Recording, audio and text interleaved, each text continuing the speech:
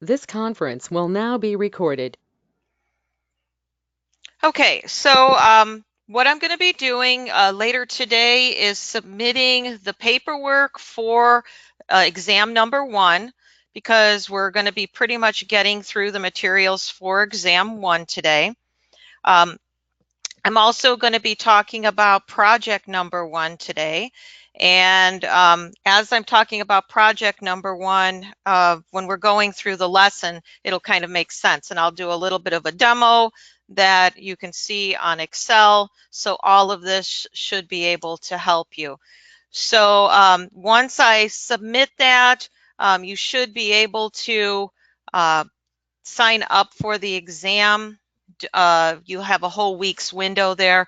I'll put an announcement out there once everything is done so then you can get yourself an appointment online.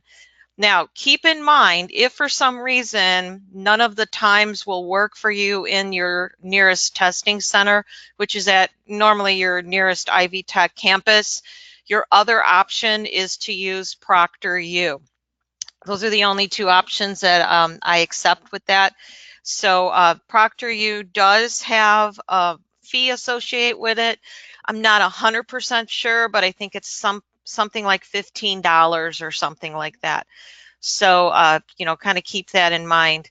That one you're able to take it from your computer, but you have to make sure that you have certain software and a webcam because it's one of these things where they literally have a proctor watching you take the exam. So it's kind of really interesting, but it's very convenient for some people, especially if you're taking a class from out of the country, and it's very successful.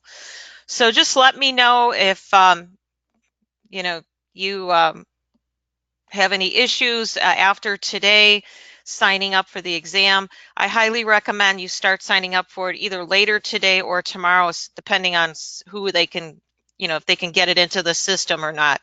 But if you wait until the last minute and there are no appointments available, remember you can always take it using ProctorU, but you do have to take it by the due date and time. All right, so I'll post all those announcements out there once again later on, and just a reminder. So the one thing I wanted to make sure, just a reminder, you do have homework today that is due. Hopefully you didn't wait until the last minute to start working on any of this because we have 2 sections of homework due, plus you have an Excel assignment due, and that is to create a pie chart. So if you've never created a pie chart before, I'm going to show you how to do that using Excel. You can look in your book. There's actual directions in your book on how to do that. I've actually pulled up the page from the book. It actually shows all this. And you can see, oh, come on. You can see it says step 1, enter the data as shown below. So, you enter your data, you're going to highlight, you're going to click, and so on. So these are the directions. They're actually step by step in the book. So what I'm going to do right now is I'm going to show you live how to do this. So let me see, here's my pie chart. I already entered at least the names here. Let me make this a little bit larger here. Okay, so I already entered the names of all the categories right here, but notice when I see my columns, what I typed actually went over into these other columns.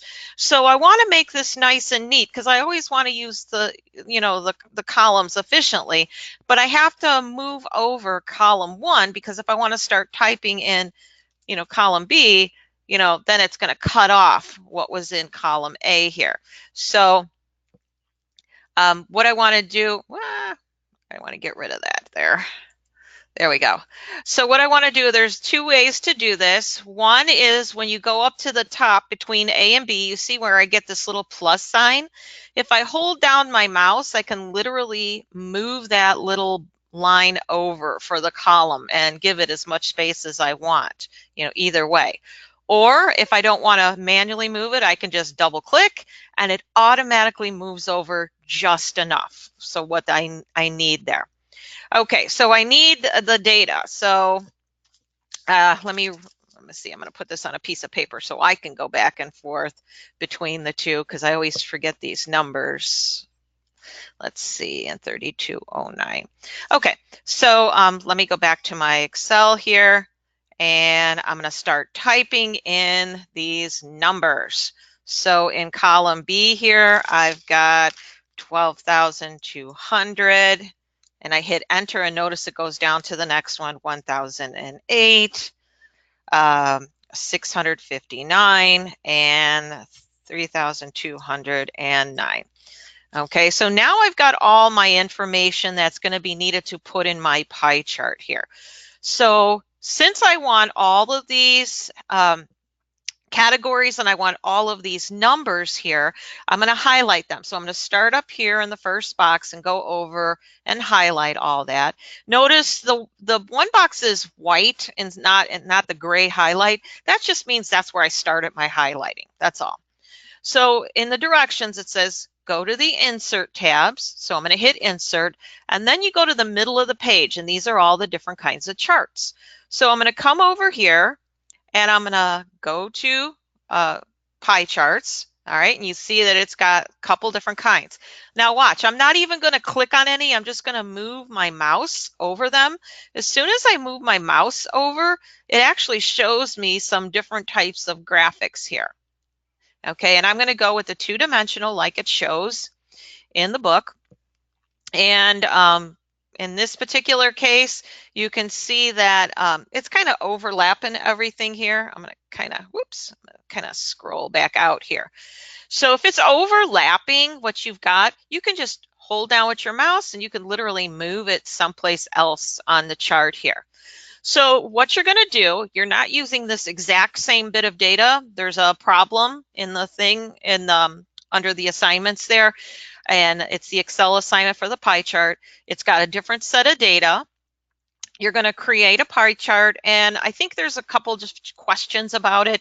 And, you know, don't use a separate sheet of paper to answer the questions. Just type anywhere below the graphic here. You know, you can just, I'm just kind of typing gobbledygook, but you can type anything over there. So that's what I'll look for. So you only have to do that. Now, when you're going to be customizing this, this is the biggest mistake that I see everyone make. They forget to change the chart title. So I'll get these things and I'll open it up and it'll say chart title. So, you know, be as descriptive as you can here. And like in the example, they said what men, oh gosh, let me go back to that. Men age 65 and older. Okay, so that's what I would type in for that example over there. All right, so all you have to do is go and click inside that box and you can change that. So men aged 65 and older. I just changed my chart. Okay, now notice when I click inside here, I get this set of tools over here. So I can change a little bit of this around. I can come over here to the plus sign and I could say data labels. I like data labels because it really helps me see the numbers. There's some more. Where do I want them? In the center, inside edge, outside edge, you know, little call outs, that kind of thing. So I'm going to just, I know, for sake of this, let's put it on the inside. Okay, you can customize this any way you want. Okay, I'm going to click over here. Notice I've got some, oops, let me go back over here. A legend, you know, where do I want the legend? To the right, top, left, bottom, you know, more options, whatever. So I'm just going to change it just to show I changed it. Do I want any other different colors or styles? So here, under here, styles is represented. So ooh, maybe I want to do this, make it a slightly different style here. Do I want a different color scheme? What if I wanted just shades of blue or, you know, just some different colors? So, you know, I can change things around here. Let's go to this color. So there's something different. Okay, and then over here, let me see if it allows me to go back, and because I customized it, let me see if it allows me to let me see, outside edge. Maybe that'll look a little better. You could see the numbers a little bit better. Okay, so that's what you're going to be doing for the pie chart. It's pretty easy. If you've never used Excel before, this is going to be one of your first introductions using Excel. This is due tonight, so make sure you get that done. Whatever the information is that you're going to be graphing, make sure that title is very descriptive. You don't want it to be very vague. You know, if it's data from a certain year, you want to make sure you put the year in there. All right. So, and I honestly can't remember what the data is for this one because we update things on a regular basis. Okay, so I'm just going to be looking that you created it correctly. I think there's just a couple questions. Just, you know, answer the couple questions down below and save it as an Excel file. And then you want to, when you go to the thing, you're going to hit Browse My Computer. You're going to upload this and submit it electronically. Then I get everything electronically through the link, and I grade it online like that.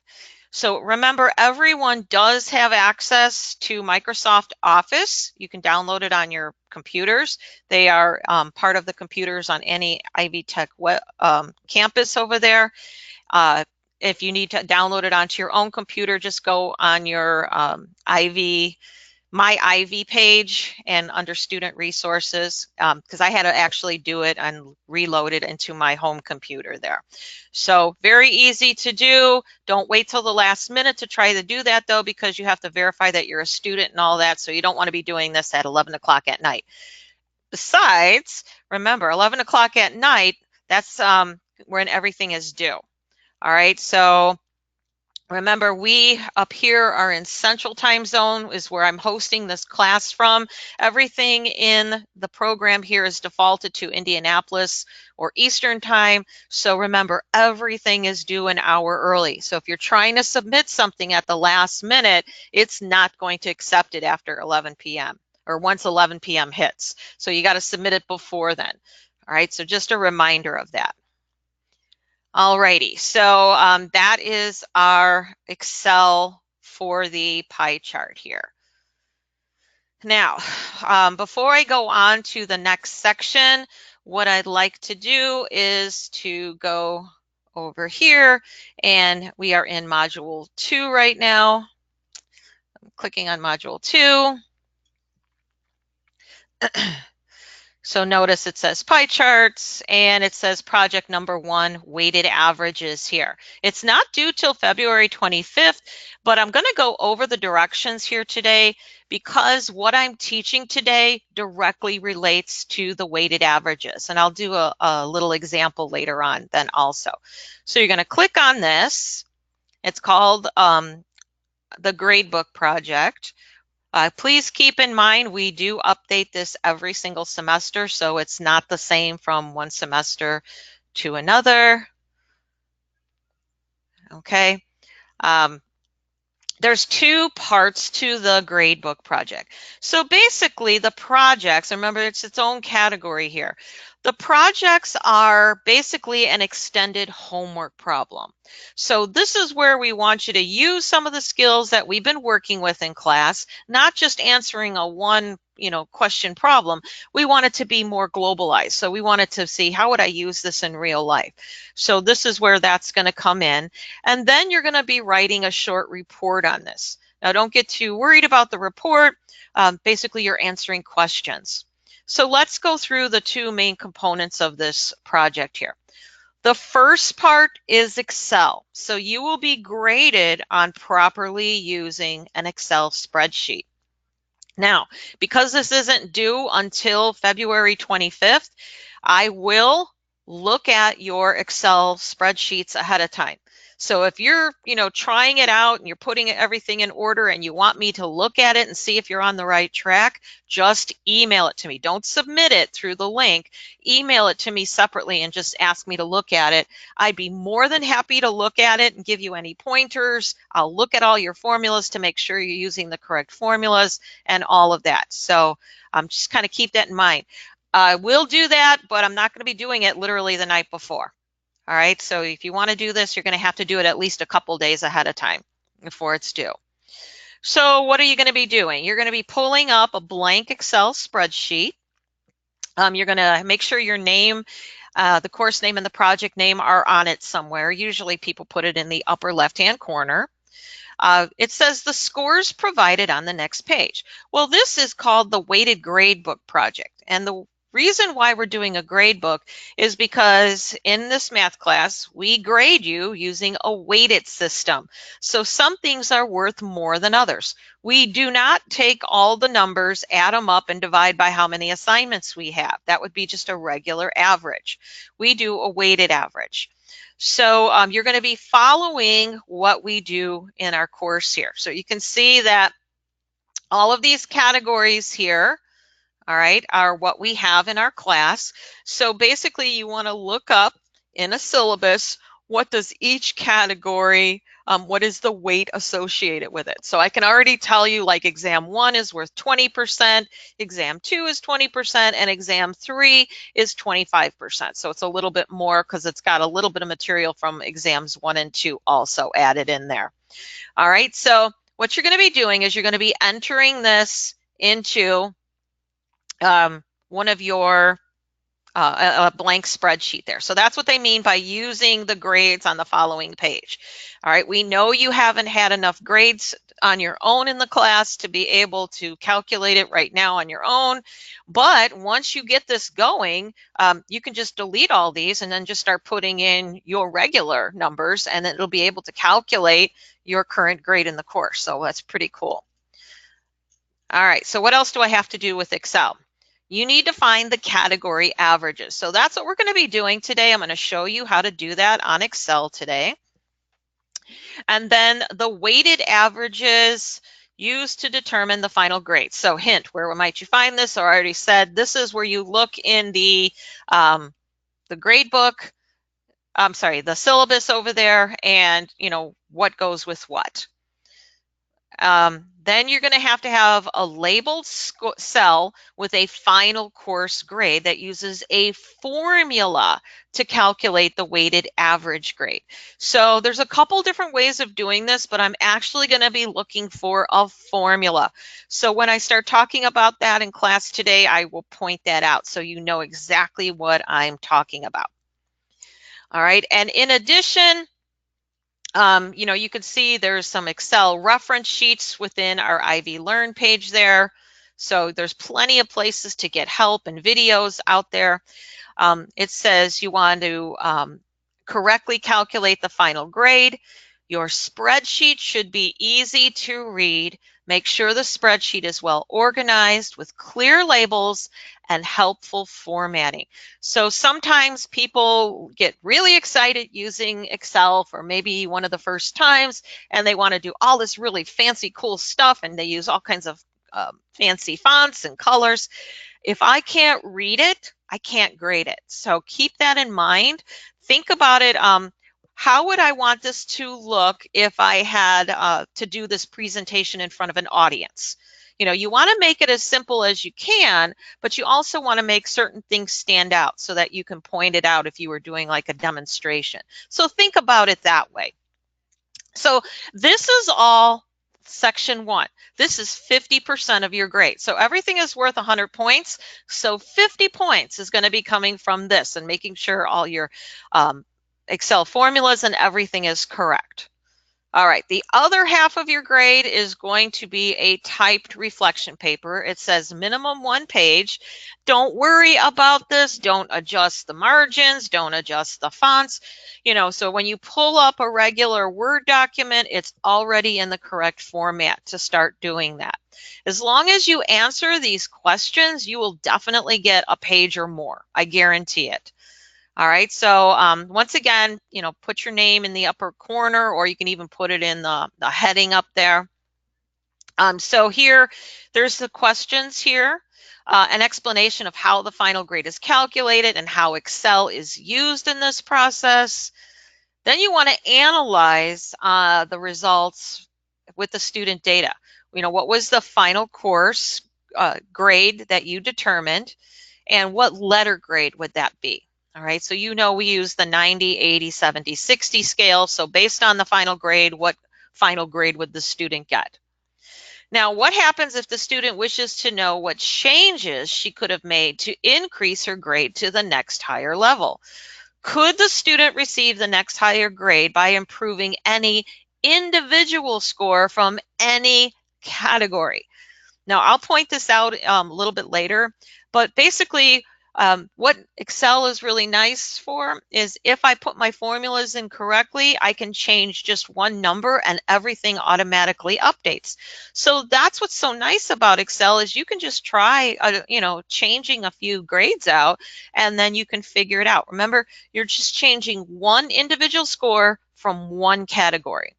Okay, and it says, is it possible what was the minimum new score that would achieve an increase? So maybe you needed the minimum of an 80 to raise something to the next score, and you put in 85. Well, 85 will work, yeah, but the minimum score, which would have changed it, would have been 80. So that's what I'll be looking for.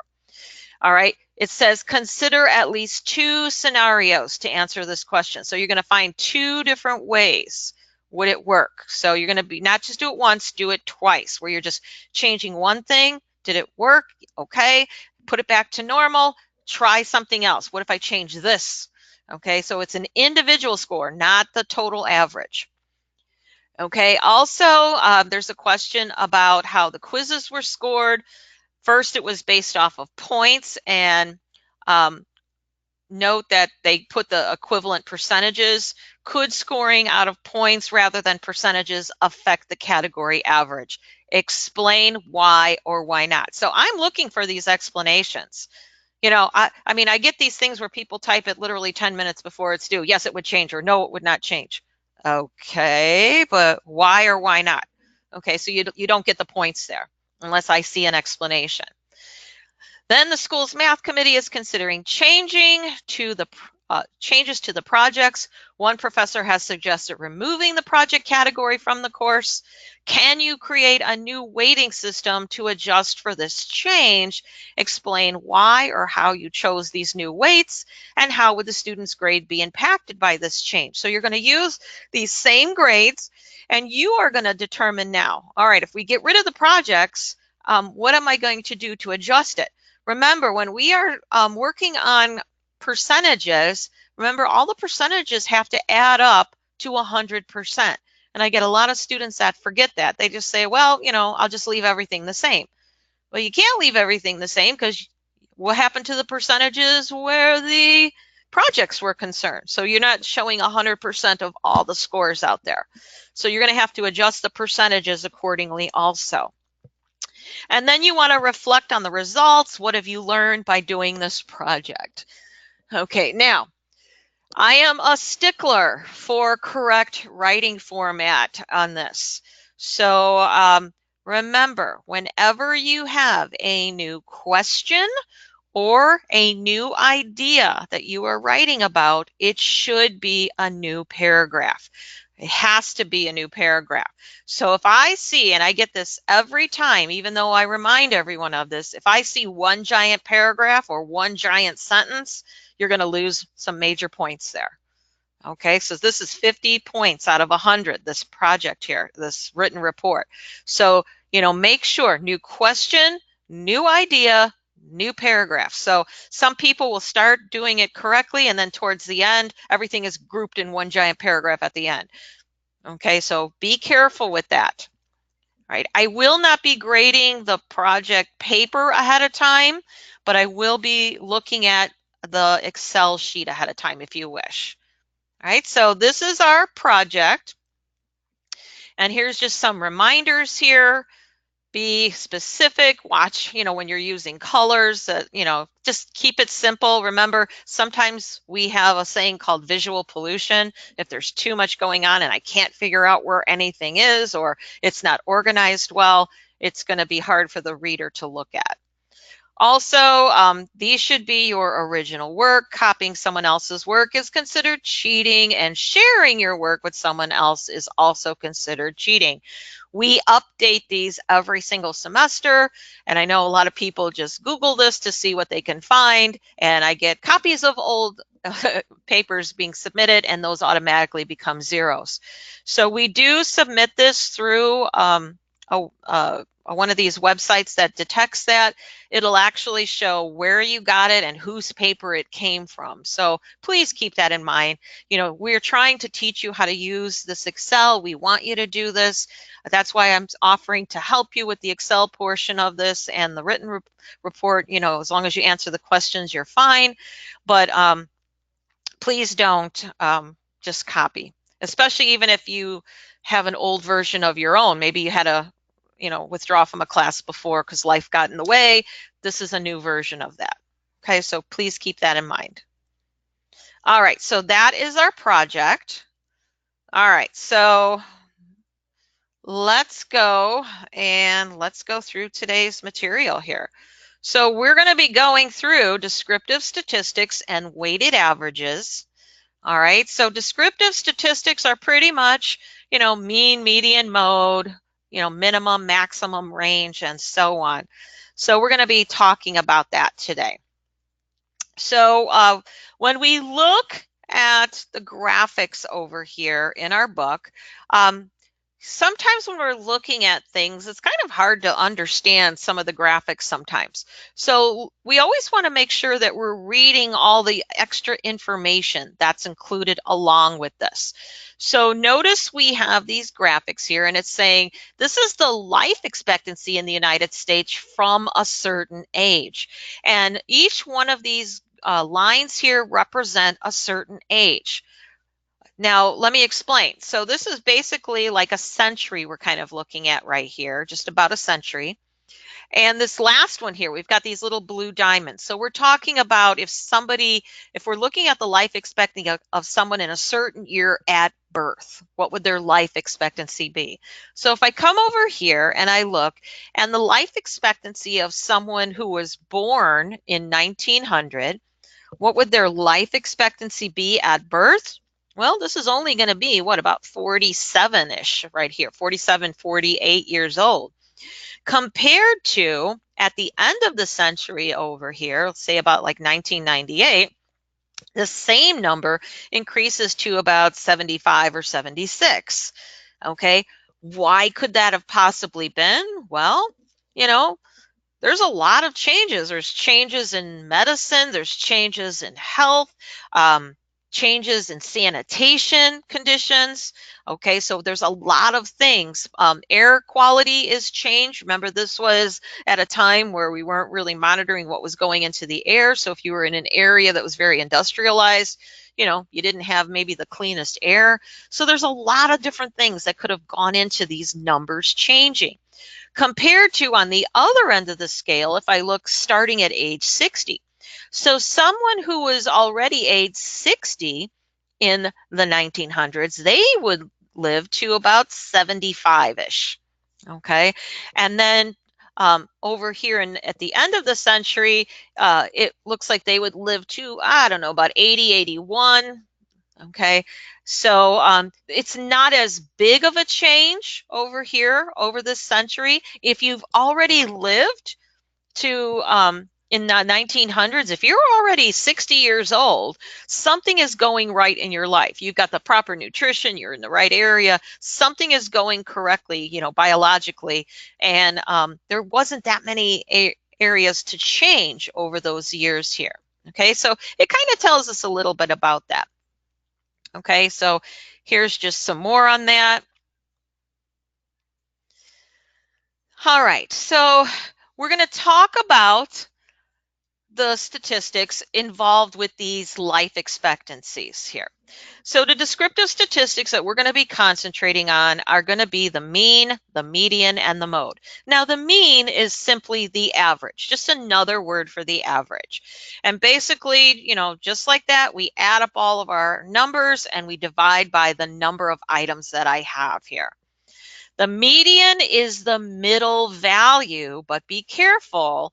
It says when data are put in ascending order. So you have to have them in numerical order, starting with the smallest to the largest, then find that middle number. Now, if there's an even number of values, you're going to have to take the average of those two middle values. And this median is also referred to the 50th percentile. The mode is the value that occurs most often.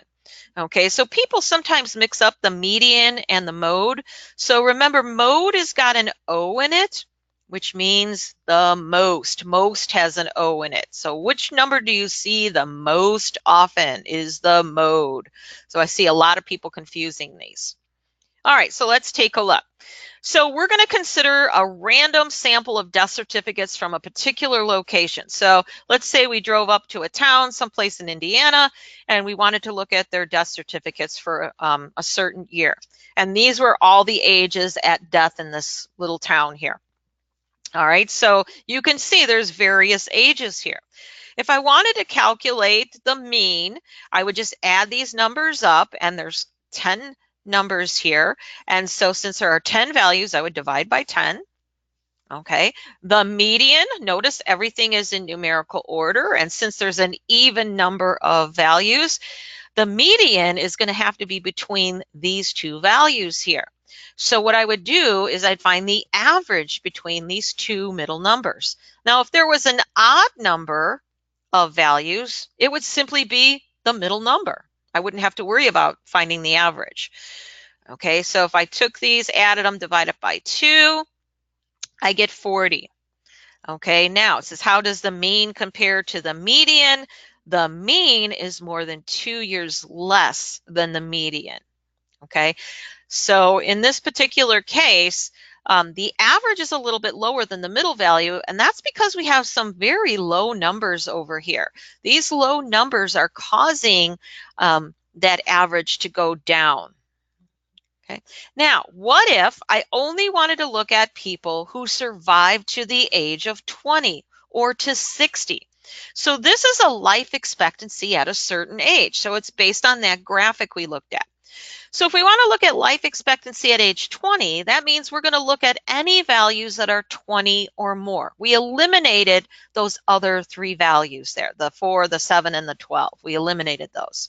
So now whatever's left, which is 20 or more, I'm going to add these up and divide. And you can see the average is a little bit higher. Okay, if I want to, who's going to survive to at least 60? So I'm going to cut out all the rest of the numbers that are not at least 60 or higher, and I'm just going to average these last couple here. And so that would be what, 69.5. And that would be the life expectancy at age 60. Now, why would I want to know this? Well, life expectancy is a measure of a country's human capital, which basically says, it kind of gives us some information on how economically sound they are. You know, remember, these are the people that are supporting that country. They're the working class, a lot of these people, okay? So if the life expectancy is very low, you might be living in an area maybe where, you know, conditions are not very good for living. You could be in a war-torn area. So that would also affect economic support over there in that country. So, you know, these kind of things tell us a lot about that. Now, it says, suppose there was an error and the oldest age at death should have been 84. So if we replace that last number with 84, you know, what's going to happen here? Well, not much is going to happen with the median value, because remember, median is that middle value, but it is going to change the average here, the mean. Okay, and that's because we actually added these up and divided.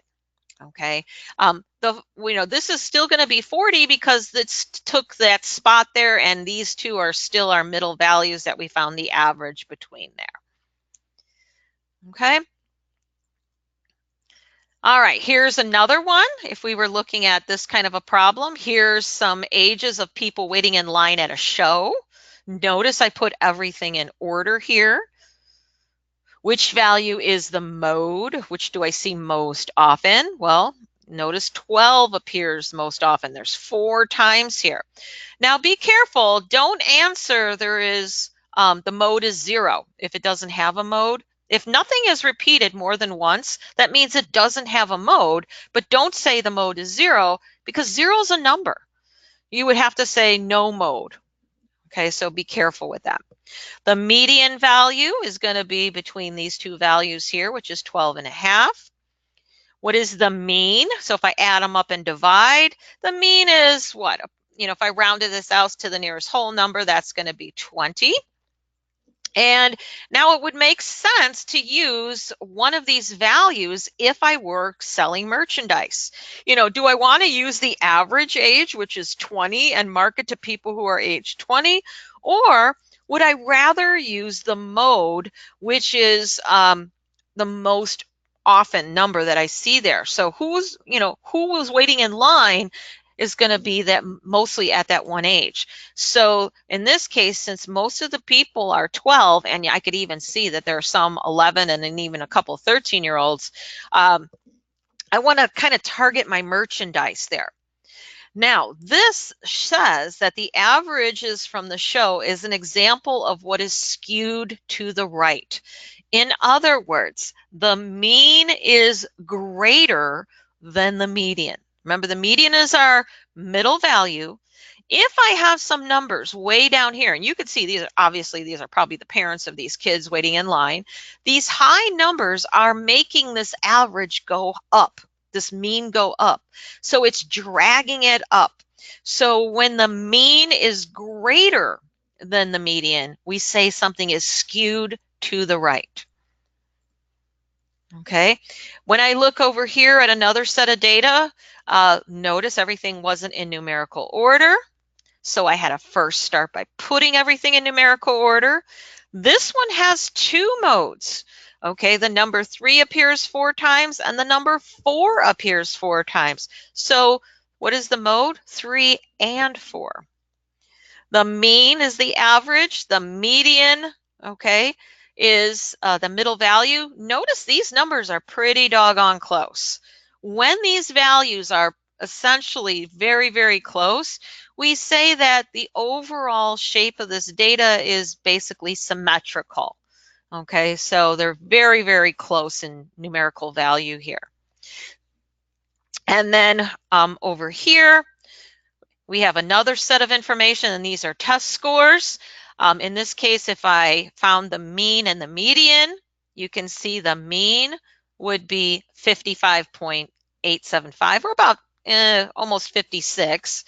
And the median value is about 74. Well, in this case, I have 2 zeros here out of these scores. Most likely, this is 2 students that didn't take the exam. So is this a fair way of looking at the class average if I even had 2 people not even take it? So in this case, it's a better representation to use the middle value, that median, okay, because this is telling me where most students or the middle value there over here. So, and it doesn't include those zeros, which dragged the average down. Okay, so now when the mean is lower than the median, okay, so the mean, these zeros drag that average down, we say that this data is skewed to the left. Okay, it's all about where that mean and that median are. So let's look at some graphics here. Okay, so if we look at these 3 graphics, if we could technically kind of draw a little sketch over the shape of this, notice this first one has a tail going to the right. So this enrollment by age, since it's got a tail here, the highest point over here, or the hump, is basically my middle value. Then that's where I'm going to have the most of these things here lined up. So that's going to kind of be where my middle value is. And in this case, the mean or the average is going to be going up because I've got some numbers that are extremely high, not a whole lot of them, but it's going to drag that average up. And there's a tail over here to the right. And so we say this is skewed to the right.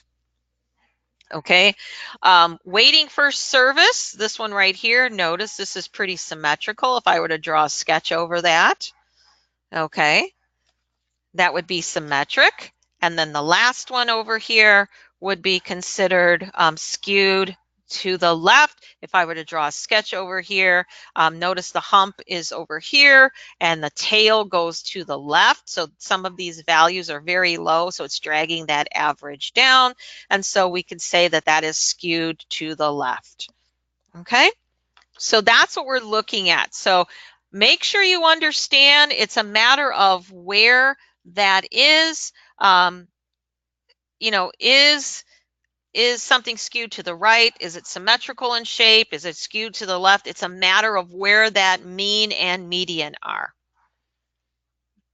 Okay, so we can calculate these values using Excel and using formulas here. So you can see this is in your book. It shows about the mean, median, mode, the minimum and maximum, and the range here. All right, so if I were to pull up some values here, it's actually showing me some included formulas here for these values. So let me pull up the example here on Excel. Let me see. Not that one, this one. Okay, so here we go. I've got this. I'm going to make this a little bit, let me spread that out. Okay, so you can see this one here. Okay, so once again, actually, I'm not going to be talking about percentiles here. So I'm going to be getting rid of this percentile. I'm going to get rid of these here for now. And I'm just going to be looking at the mean, median, mode, minimum, maximum, and range here. Now, notice that these fit right nicely into my column here. I might want to move it over just slightly there. Okay, so I'm going to start in the next column with my formula. So remember, anytime I want to have an answer and I want to know what something is equal to, I have to put an equal sign. So I'm going to put equal sign, and mean is the same thing as average. So notice if I start to type the word average, I get all these versions. For our sake in this class, I want you to use just the regular version of the word, no extra letters at the end of it. So we're just going to use the regular average, and I'm going to double click.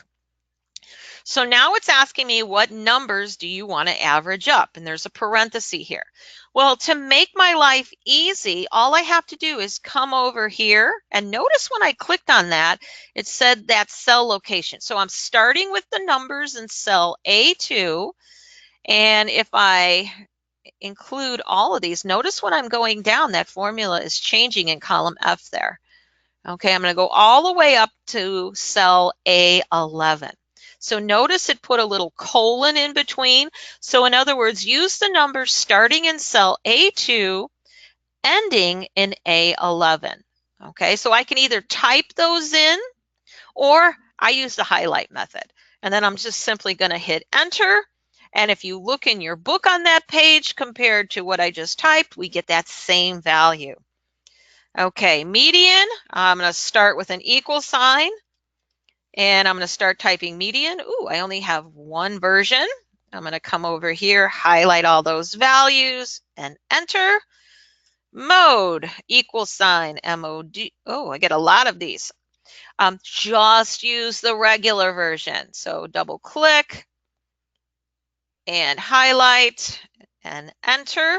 Minimum, this is really handy when you've got a giant group of scores and they're all over the place, and it'll dig out the smallest value. Equal sign maximum, so I'm going to start typing in max. Here's my max, and that's going to do that. Oop, I want to double check my formula there. Here's my formula. Did I find my formula is the minimum? I did something wrong here. I say I start talking too fast. Yeah. Okay. Over here, minimum equal sign MIN. Double click. I get talking ahead of time and I start losing track of all this. Okay, here's my minimum. A2 to A11. Okay, and then range. Here I'm going to have to put in an equal sign. Okay, and I want to do a subtraction. So range is, I just want to figure out what's the difference between the biggest number and the smallest number. So I want a calculation in this case. So I'm going to say, let's put the number that's here. I don't want to put the number. I want to click on the cell location. So I just literally click on the maximum minus the minimum. Notice I use the cell locations here because if I change my mind and put some different values here, everything will automatically update. So the range is 30. Okay. Okay, I have a question out here. It says I accidentally use Apache Office instead of Microsoft Office. I'll have to see if I can open it up. If I can open it and grade it, it'll be okay. If I can't, then I'll let you know immediately. All right, so usually we always tell everybody to use Excel since you get it free. So I'll let you know if I can't open it. All right, now remember I said this gives me an idea to change some values, and this is what you're going to be doing when you are doing that gradebook project there. Okay, so let's say instead of the lowest value being a 65, where's my 65? Right here. Okay, so what if I say, ooh, that exam score, we had a lot of exams in this class or whatever. Instead of 65, what if I raise that to an 80 instead? So notice I'm putting an 80. I haven't hit enter yet. I want you to watch all these values here. I'm changing it over here, but when I hit enter, everything where this value would have made a difference automatically updated. And that's what you're going to be doing on your project. So you're going to be trying something in one of the categories. You're going to be changing a value, and you're going to see, will my final grade update to what I need it to update to? Okay. So that is what we have here. So that's our descriptive statistics here. Okay. Let's see. And I can just put it back. I can just undo this. Whoops, sorry. I can just undo this, and then everything goes back to what it normally was there. Okay. So that is your descriptive statistics. So you're going to have a homework assignment for the next week on that. So, kind of please keep in mind with that. Now, I'm going to get through as much of weighted averages as I can right now. If I don't get a chance to finish it, I will post another video out there with weighted averages so you can watch the rest of the video here because I know we're getting close on time. All right, so let's take a look at weighted averages. We're going to be looking at two different ways. Okay, weighted average, we know how to find a regular average, right? A regular average means I'm going to add everything up, divide by how many I have, and so on. Okay, but if I wanted to find a weighted average, I can say, oh, well, there was so many scores of a 10, so many scores of a 15, so many scores of a 20, and I can use what we call method 1. Now, method 1 is the count method. So I'm going to come over here and explain that. What does the count method mean? So what if I have values and I have to find a weighted average, but I don't have any percents given to me? I just know that I got, 3 scores of a 10, 4 scores of a 15, or whatever. All right. This is where you're going to use method number 1. Method 1 is the count method. So you're going to take whatever the value is that you're looking at times the count of how many of those, plus the next value times its count, and so on. And then in this case, I'm going to have to divide by the total number of counts. Okay. Now, where would I use this method number 1? Grade point averages, your GPA. Hint, hint. This is a really good place that GPA would come in handy, maybe a question on the quiz or exam. All right, so let's take a look. So in this case, weighted averages for your GPA. Let's say here's some classes somebody has taken, and here's the credit hours for all these courses. Here's the grade that they received. Now, what number is associated with these grades here? Well, an A, pretty much any college you go to pretty much follows the same standard scale. An A is worth 4, a B is 3, a C is 2, D is 1, and an F is 0 points.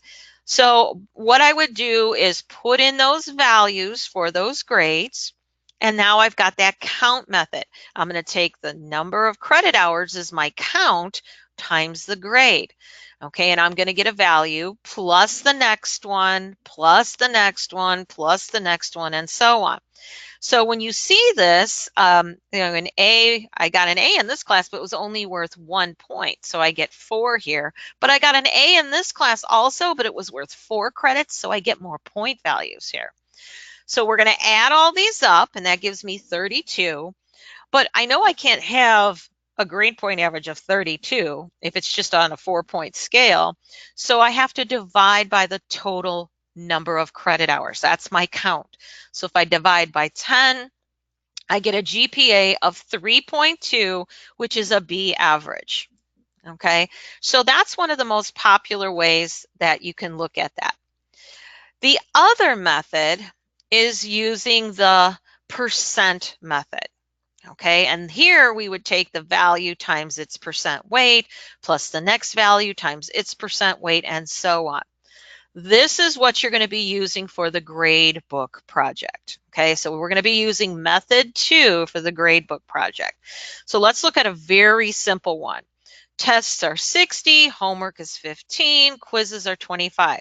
Now notice, if I were to add all these percentages up, they total 100%. So be careful with that when you're changing your percentages on that one question. All your percents have to total 100% for all your categories. All right, so it's saying here, they're telling you what your averages are. So they already gave us the average here. They're saying our average tests were 85. They got 100% on homework, 85% on quizzes. So here's my category average. So here's my values. We're going to multiply that times its weight. Okay, now in Excel, you can actually put the percent sign and it's going to know it's automatically a percent. But unfortunately, in your calculator, you're going to have to convert that to a decimal of 0.6, then multiply it and get that value there. So to find the final grade, in this case, using the percent method, we would take each of these categories separately and then total that. Now, this is using what we call the sum method. This is the sum method. So in this case, this student is going to get an 87 or a high B in this class. It's okay to use this method on the project, but we also want a formula. So you can use both. You can either do the formula or do one. So I'll show you hopefully if we can get to that formula there. So let's just move on. I'm going to try to get all this in before the end. Let's take a look over here. All right, so you're going to have something that looks more like this in your gradebook project. You're going to have, these categories, and there's going to be more than one score. What you're going to have to do here is you're going to have to add all these up, okay, and find the average. So each of these separately, you're going to have to look at that. All right, so I'm just quickly writing these down. Okay, so what if I wanted to start an Excel sheet? Okay, so I'm going to come over here and I'm going to pull up, let me see, find Excel here. Double click and I'm going to open up a brand new Excel page. All right, so I guess I double checked. So here's my brand new Excel page. So I'm going to start, I'm going to actually go down one column and I'm going to say labs over here. And then I'm going to put in my values. So we had an 88, a 70, a 75, an 82, and a 70. Okay, now let's say, let's look over here. What were the percentages? It said lab reports are 20%. So when I come over here and I look here at labs, I can just put the category average right on top of it if I want. And I'm just going to put with the percent sign there. So labs are worth 20%. So I'm going to find the average of all these. So to find the average, maybe I want to add an extra column that says averages, and I forgot, and I typed all this stuff in. Well, come over here, click on this, right click. I'm highlighting A. Come on. I'm coming over to column A. I'm trying to right click and add. It's just not happy with me right now. Okay, you can add a column if you just right click. I think I clicked too many times because I'm trying to get through this quickly here. But you can add that, so I'm just gonna, it's not even letting me cut and paste here. Okay, I think I'm working too fast for what the computer is allowing me to do here. But you can add an extra column here for the average. Okay, so let's say I'm gonna just write average here, and I'm gonna put the average underneath it. Okay, so I want to find the average of these values. So I'm going to say equal sign, start typing average, pick the one that it matches with, highlight my grades, and click enter. So this category has an average of 77. Okay, the next one I have what? A 60, a 78, a 90, and an 86, and then I have a 76 and a 54 for the midterm and the final, and these were quizzes. Okay, so I'm going to show you this because this is an example of what you would be doing on your project. So the quizzes are worth 20% here. Okay, so I'm going to put quiz over here.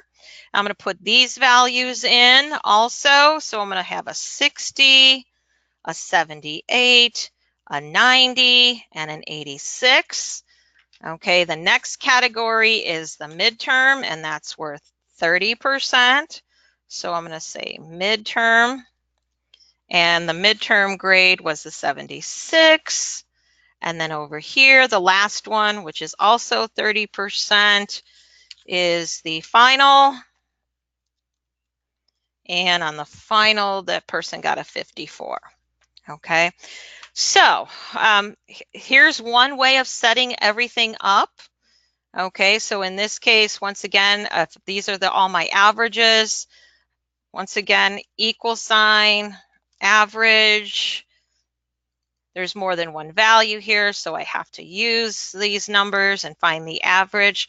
What I'm going to do here is I don't have to find the average of one number. I'm just going to relocate it there. And then over here, the final, I'm just going to relocate this value here because that's my average of all these. Now, what do I mean by a formula for the final score, final grade here? All right, so I'm going to put this over here, final grade, equal sign. I'm going to have to put a formula in here. I don't want to use the sum method.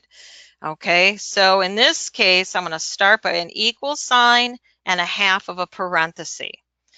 So I know that using method 2 is take the score times its percent. So I'm going to go to the first category here. The average is 77. I'm going to click on the cell location and I'm going to multiply that by its percentage. Okay, notice I'm just using the cell locations. Now I'm going to say plus the next group. The average times its weight plus the next one. Okay, the average was just that one number times its weight. Notice I'm using the cell locations, not the numbers. And then finally, plus this last one times its weight. Okay, so over here, and I'm going to put the end of the parenthesis, and I'm going to hit enter, and I get a 70.1. Okay, so if I look back over here, that's what he got, a 70.1 here. All right, so this is what I'm talking about, and here's the formula here. This is what I mean by typing in a formula. All right, you may use that sum method where you find each one of these times its weight and you get a number and you add them all up. You can do that also, but I am going to be looking for an actual formula. There's another example when you look in your book on the Happy Widget Company problem there. There's also another example. So this student got a C. Now what's nice about this is saying when you go back in and you change a value, so instead of his final grade being a 54, what if you got an 80 on it? Okay, remember you have to change one score. So notice where I'm changing it over here. If I hit enter, it doesn't quite get me. So 80 is not the minimum score I need. Can I get an 83? Oh, not enough. How about an 85? So this is what you're going to be doing. Almost, because it would round out, but that's a 4. So it looks like I'm going to get an 86. The minimum score I need is an 86 on that final to get to the next letter grade. So this is what they mean by doing that on your, try a different value, and it automatically updates, which is really nice. Okay, so these are the examples, and like I said, you can look once again, watch Becky's videos over there. Here's another place in your book. This is the Happy Widget Company. It wouldn't make sense if I was applying for a job at this location to just do a regular average, because I'm not going to make the average of the company salary, which is 181,000. But if I did a weighted average, and I know 70% of the people make in the 60s, a weighted average, and here's the formula, 67,000, that would make a lot more sense. So here's another example in your book on how you might type in a weighted average there. Okay? Whew. I was making sure I got all this in here for you. So I wanted to make sure I did that example there for you so you can pull that back up and look at that. So I'll stick on the line if you have any other additional questions. Otherwise, I will talk with you next week. And if you want to send me anything ahead of time, you remember I'll look at your Excel. I'd be happy to do that. Okay? All right. Have a good week.